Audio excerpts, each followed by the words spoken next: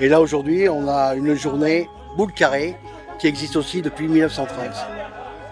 Et donc c'est comme la pétanque, sauf que vu le quartier, elles sont obligées d'être carrées pour pas trop redescendre.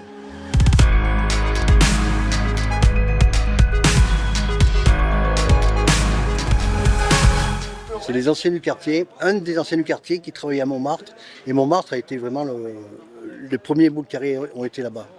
Et donc quand il est revenu, qui tenait le café, il a lancé ça et depuis ça marche bien. Les boules carrées, c'est exactement pareil que les règles sont les mêmes que la pétanque, sauf que bon, c'est carré, parce qu'ici, beaucoup de descente et de montée. Et puis en fait, pour reconnaître ces boules, eh ben, les 3 boules portent le même chiffre, ou la même couleur. Voilà. Ça se joue en 13 points, et puis surtout l'amitié, la convivialité, c'est fait pour passer un bon moment. Voilà, tous ensemble. Puis il y en a qui sont vraiment pas jeunes. Alors les vraiment plus vieilles, on en a gardé quelques-unes, elles étaient complètement pourries, elles dataient des années 30. Et ceux-là, on les a refait il y a 20-30 ans. Maxime et Christian!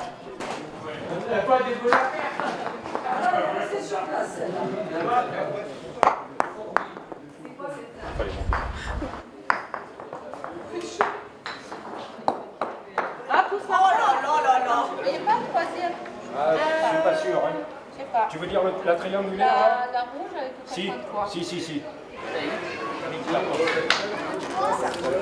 Et normalement, il n'y a pas de circulation de 15h et machin. Et comment ça se fait que c'est ouvert? D'habitude, c'est piéton, là, c'est fermé jusqu'à. Non, c'est Gymkhana, ça s'appelle. Elle est bonne, d'ailleurs. Mais moi aussi, je suis chez moi. Alors, roule. Il est l'heure de fermer la rue.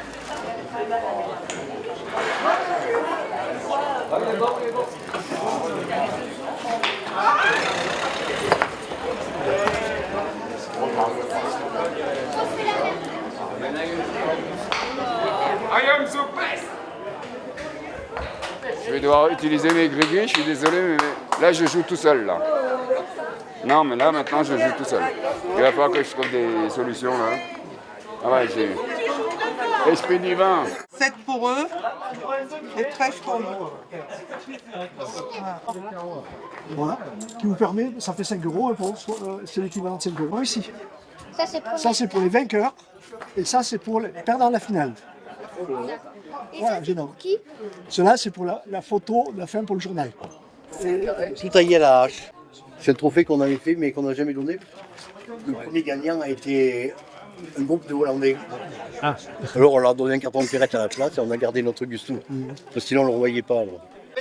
Okay. Alors voilà, nous on habite à Die depuis toujours, moi depuis plus récemment.